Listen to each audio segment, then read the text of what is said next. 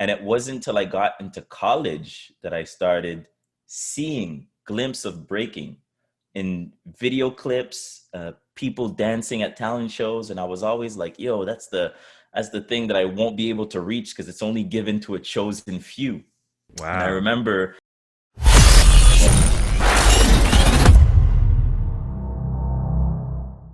And then eventually you join the Deadly Venoms, or are you a founding member of the Deadly Venoms? So this is the thing that's crazy with the Deadly Venoms crew. We created it in Montreal in 2006, and at the time we were three. It was me, Namco, and Sonic. So we created the crew because we ended up always being in the same places practicing, and we knew each other. And as the crew got bigger, we started traveling, doing competitions here and there, and we went to a jam in Boston, Beantown Breakdown. And when we got there, we were dancing, we were battling, and then some people came up to us and they're like, "Ah, dope! You guys are from Baltimore." No, no, no, no, roll out, let's go. Got my smokes and my liquor. Don't think that we won't get ya. One day, real soon, you'll be looking around like who knew. They would come out quick and boom, boom. We win, you lose. Yo, mega death, fuck the system. My shit knocks like a busted piston. Double fisted, piece of cake. My click hold more liquid than a freaking lake. Hit my cell, you can meet your fate. What's up? Hell is hot, but the pizza's great. Who the balls out camp to bang and say ho with? Right, you with top cheap shot, you know She had the skin of a cashew, dope physique. She spoke Greek in the low-key tone that grabs you. Right to pick, nice lips, tight to kiss. But she's out of my league, well, likes her. Still, I'm on the hunt, looking for whoever to kill. Must have seen at least 100 like Cruella de Vil. So when I'm in the joint, packing the Beretta to chill, I'm just acting. Money's what I get for the thrill. We're like, "Baltimore? What the hell are you talking about?" No, we're from Montreal. And they're like, no, there's my bad. There's a crew in Baltimore called Deadly Venoms Crew. Oh. So when we get back to Montreal, I'm someone that likes to research and everything, and I hadn't seen that name out at the time.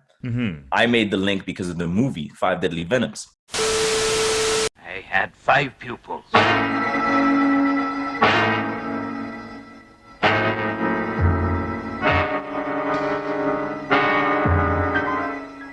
The first pupil. So I was like, all right, you know what we're going to do? We're going to have to find out who they are, and we're going to have to start training so that, like, if we end up battling, if we win, we keep the name. If we lose, we got to give it up and find something else. Wow. So maybe 1 or 2 weeks after we're back, this guy messages me from that crew. And he's like, "Hey, how's it going? I heard you guys have the same name as us. We're throwing a jam in Baltimore. Here's the info." So in my mind, I'm telling the guys like, "Yo, this is a setup. We got like that much time until we got to show up." So we're practicing the whole 9 yards. We go down there. There's a breaking competition that they were throwing. And I forgot what was the name of the competition. But we go there, we battle, we do good in the competition. And then at the end, it's like something that's unspoken. We just feel a little bit of tension. And, one of us starts throwing down and they start throwing down. And we just went back and forth for an hour. But what was funny was that as the battle went on, it wasn't something aggressive. Like, we were actually feeling what we were doing. So seeing that there were the same sensibilities when it came to the dance, to the musicality and the communication that was happening on the dance floor.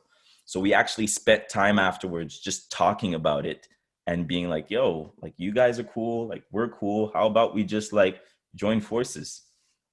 Wow. So you guys linked on more than just the name. Yeah, definitely. Even your approach. Yeah. Wow. And it's funny because, like, a lot of the dancers in Deadly Venoms do other dance styles. Might it be house, hip hop, popping, locking.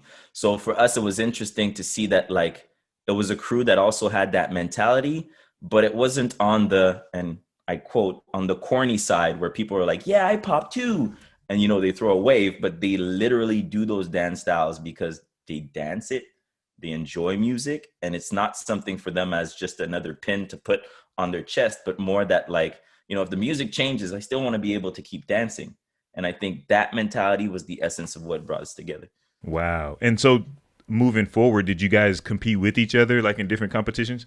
See, that's the thing. We didn't have the chance yet. So as we were starting to talk about it and starting to plan things, COVID hit. Oh, wait. Oh, so this is a recent story. No. It's not recent. I mean, Oh, we had been connected for a while. I think when we started connecting was 2008 or 2009. oh, okay. But since then, you know, just a lot of back and forth, training together sometimes, showing up at events. But when we said like, okay, let's like start battling together, COVID hit. So right now what we're doing is we're both training on our own individual sides. And as soon as something pops up, we're gonna get to it. No doubt. And I like when I was doing my research on you back when I was considering coming out to Under Pressure, I didn't even know you were in a crew because a lot of the things I found you were by yourself because you do all kinds of styles of dancing, right? Definitely. Let's go, Tito.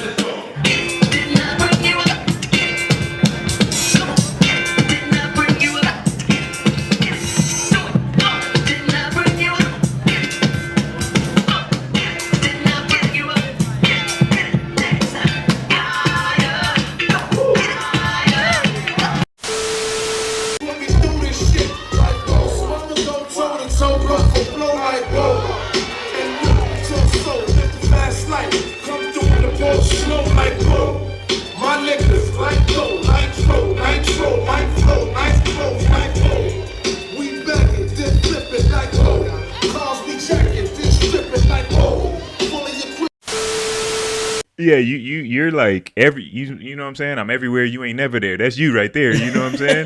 And and so is breaking your primary style, or would you say like it's house dancing or just like open styles? What do you like do the most? So I think this is the thing that becomes interesting as you start dancing for longer and moving forward.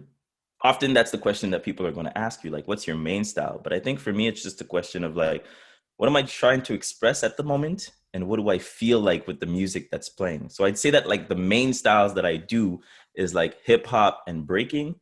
But then there's other styles that came just because. So I got into house because I went to house clubs and breaking in house clubs didn't feel right to me. So I just danced.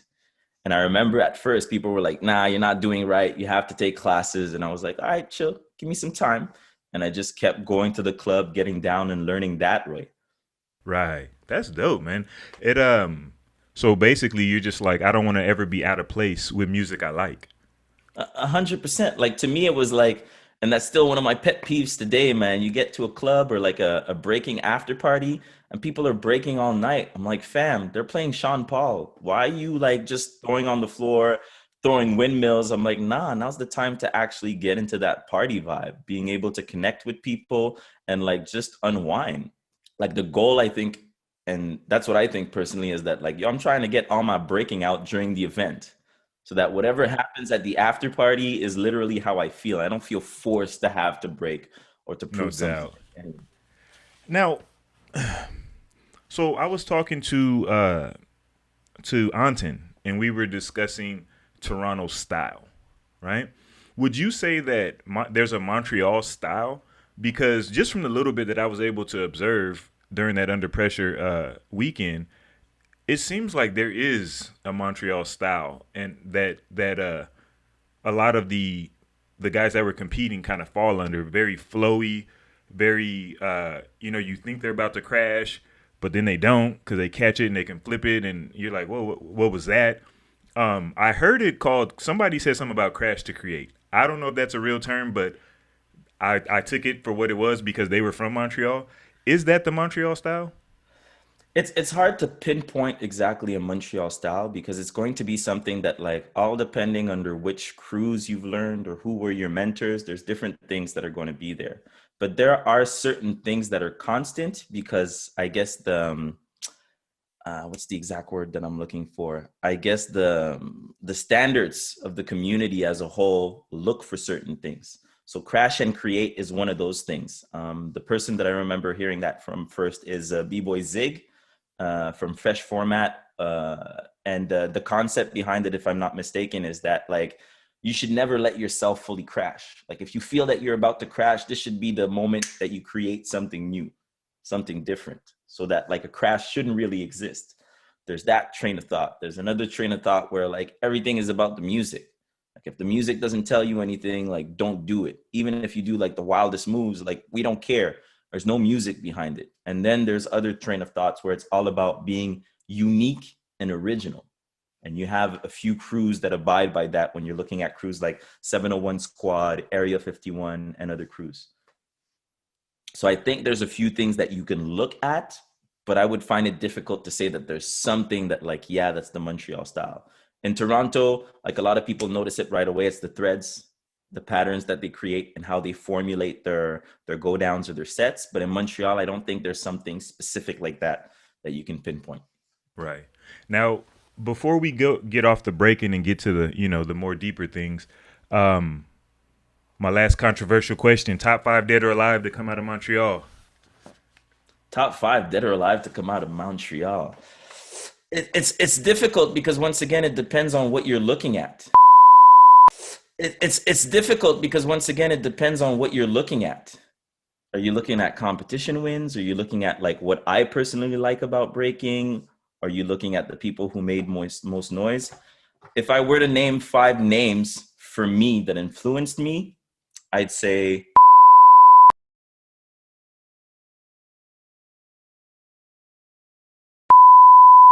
For more quality content from Beyond the Cypher with Illskillz, don't forget to press the like and subscribe buttons. Let us know how we're doing down in the comment section, and to make sure that you don't miss anything from the channel, smash that notification bell. We appreciate the love and support. Peace until the next episode.